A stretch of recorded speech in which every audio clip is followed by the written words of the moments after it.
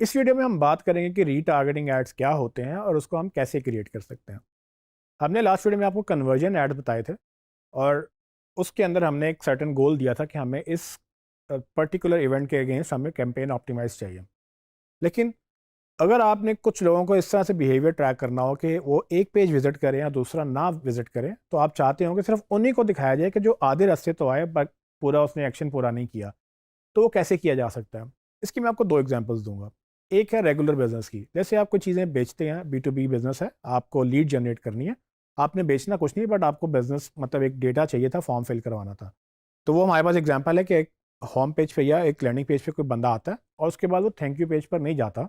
तो मैं ऐड ऐसे चला सकता हूँ कि जिसमें मैं लैंडिंग पेज की ऑडियंस को टारगेट करूँ ऐड, और माइनस कर दूँ थैंक यू पेज की ऑडियंस, और इसके लिए मुझे दो ऑडियंसेस बनानी पड़ेंगी। आप एक कंबाइंड ऑडियंस भी बना सकते हैं जिसमें आप ये ऑलरेडी एक ही दफ़ा में कर लें। तो ये तो होगी एक एग्जांपल। अब ई कॉमर्स में भी ये काम बड़े आराम से हो सकता है कि लेट्स से कुछ लोग सर्टेन प्रोडक्ट के पेज तक आए, उन्होंने प्रोडक्ट देखी लेकिन उसको ऐड टू कार्ट नहीं किया, या ऐड टू कार्ट कर लिया लेकिन उसको परचेज तक नहीं गए। तो आपको ये भी दो ऑडियंसेस मिल जाएंगी, तो आप एक को टारगेटिंग करेंगे और दूसरे को आप एक्सक्लूड कर देंगे। तो ये वो रीटारगेटिंग इस तरह से होती है कि लोग आपको जान चुके होते हैं, लोग आपके साथ सर्टेन एक्शन ले चुके होते हैं, अब वो छोड़ गए थे आपको, अब आप उसको रीटारगेट कर रहे हैं, इसीलिए इसका नाम रीटारगेटिंग रखा गया है कि आप लोगों को रीटारगेट करते हैं क्योंकि पहले वो किसी ना किसी तरह से आपके तक आए। अब आप उनको, सिर्फ उन लोगों को जिन्होंने आपसे कोई एक्शन लिया, उनको दोबारा टारगेट करेंगे। उसके लिए मैं आपको स्क्रीन की तरफ लेके चलूंगा। जी ट्रेंडिस, रीटारगेटिंग एड्स क्रिएट करने के लिए हम दोबारा ऐड मैनेजर में आएंगे और मेक श्योर करेंगे कि हमारा ऐड अकाउंट वही है जिसमें हमने ऑडियंसेस क्रिएट की हुई थी। मैं यहाँ पर क्रिएट के बटन पर क्लिक करूँगा, मेरे सामने वही सारा वो आ जाएगा मैनुअल। इस दफ़ा मैं इसको सेल्स पे फिर क्लिक करूँगा और कंटिन्यू करूँगा। ये सब चीज़ें वैसे ही चलेंगी। यहाँ पर मैं से इसका नाम चेंज कर लेता हूँ, इसको हम री टारगेटिंग एड्स रख लेते हैं ताकि हमें याद रहे। ठीक है, कैंपेन नंबर 2 है हमारी इस वक्त। ठीक है, बाकी हम चीज़ें सारी स्किप करेंगे। यहाँ पर मैं बस बजट एक क्विकली डाल दूँगा, ऐसी डिफ़ॉल्ट रहने देते हैं। नेक्स्ट पे जाते हैं। ओके, यहाँ पर एड सेट आएगा और क्योंकि हमने कन्वर्जन इवेंट सेट किया हुआ है इसके ऊपर, तो हम रीटारगेटिंग में कोई ना कोई कन्वर्जन इवेंट यहाँ पर देंगे ऑफ कोर्स। मैं चाहूँगा यहाँ पर लेट्स से हमारे पास परचेज आ जाए या फिर ऊपर से ऐड टू कार्ट ही आ जाए। तो ये आपने जो भी आपका, अगर ई कॉमर्स गोल है तो आप परचेज इवेंट, अगर आपका वो है बी टू बी है तो आप लीड इवेंट भी कर सकते हैं।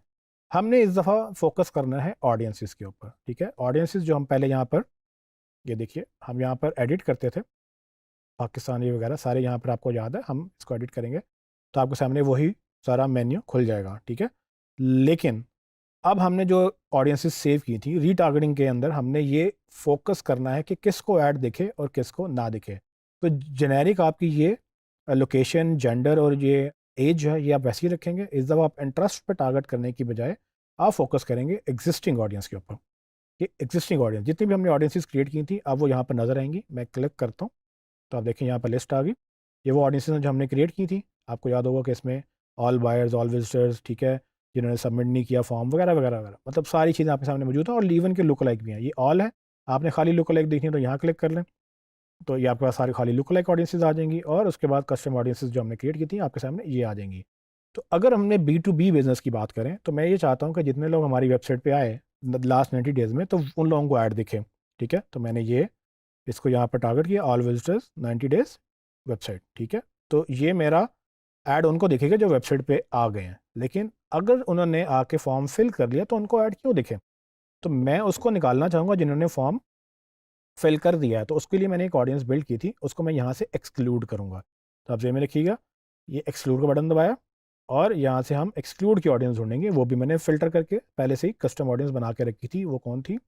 जिन्होंने ऑल लीड्स, कि मैंने एक ऑडियंस बनाई थी जिन्होंने लीड का इवेंट ट्रिगर किया, यानी कि फॉर्म फिल किया या थैंक यू पेज पे गए हैं, और लीड्स की ऑडियंस बनाई, तो उसको मैंने माइनस कर दिया। तो अब हम क्या कर रहे हैं, बेसिकली हम ये ऐड उन लोगों को दिखा रहे हैं जो कि हमारी वेबसाइट पे आए थे और आने के बाद फॉर्म फिल करके नहीं गए। तो इससे क्या फ़ायदा होगा? इससे मैं पूरे पाकिस्तान को और सबको, उन सबको ऐड नहीं दिखा रहा जो कि इस कैटेगरी में फॉल करते हैं। वो जेंडर हमारा, ये सब चीज़ें, डेमोग्राफिक्स वही हैं, बट मैंने एक फ़िल्टर लगा दिया कि सिर्फ उसको जो हमारी वेबसाइट पे आए थे। ठीक है, तो इससे क्या हुआ कि वो लोग जो आए थे और छोड़ के चले गए उनको हमारे ऐड फॉलो करेंगे। वो जो आप फेसबुक में लॉगिन करेंगे, अगर इंस्टाग्राम है उसमें लॉगिन करेंगे, जो जो हमने प्लेटफॉर्म सेलेक्ट किया होगा वहाँ वहाँ उसको ऐड फॉलो करेगा। ऑफ कोर्स फेसबुक के प्लेटफॉर्म की बात हो रही है।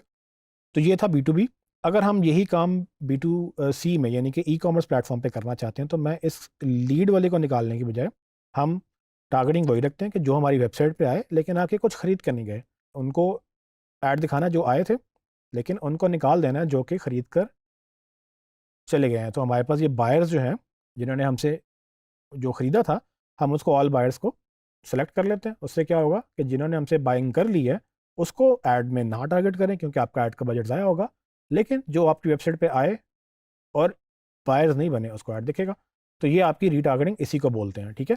तो अब हम इसी के साथ आगे चलेंगे। इसमें एक लास्ट चीज़ मैं आपको क्लियर कर दूं कि ये आप पॉजिटिव और नेगेटिव यानी कि इंक्लूजन और एक्सक्लूजन दोनों कर सकते हैं, लेकिन जब आपने ऑडियंस क्रिएट की थी, जैसे हमने एक ऑडियंस ये भी क्रिएट की थी कि उसमें हम ऑर्डर्स नॉट प्लेस्ड, ये वो ऑडियंस थी जिसमें लोगों ने आके ऑर्डर प्लेस नहीं किया था। तो ये मैंने उस वक्त क्रिएट करते ही मैंने फ़िल्टर लगा दिया था जिसको मैंने बायर्स को एक्सक्लूड कर दिया था। तो इसको अगर मैं सेलेक्ट करता हूँ तो ये ज़हन में रखिएगा कि उसके बाद फिर इसकी ज़रूरत नहीं रहती है, ठीक है, क्योंकि ये भी रीटारगेटिंग का ही वही क्राइटेरिया पूरा कर रहा है। तो हम इसको ले लें या दूसरी तरह से ले लें, इट्स द सेम थिंग। मैं अब आगे चल के नेक्स्ट करता हूँ। जो आए उन्होंने ऑर्डर प्लेस नहीं किया उनको हम ऐड दिखा रहे हैं, सब कुछ वही रखेंगे। इस दफ़ा हम ऐड क्रिएट करेंगे, आपको मैनुअल एक simple single image add create करेंगे और वो ऐड मैं अभी आपके सामने अपलोड कर दूंगा। जी मैंने इमेज अपलोड कर दिया।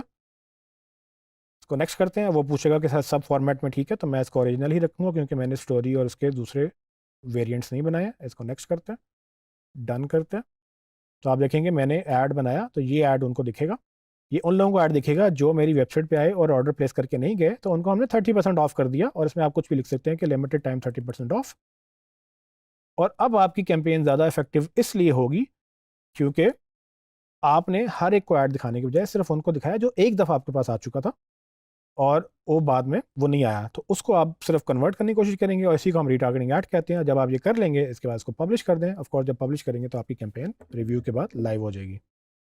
जी तो आपने देखा कि कैसे हमने रीटारगेटिंग की ऑप्शन सेलेक्ट करके एड्स क्रिएट किए थे।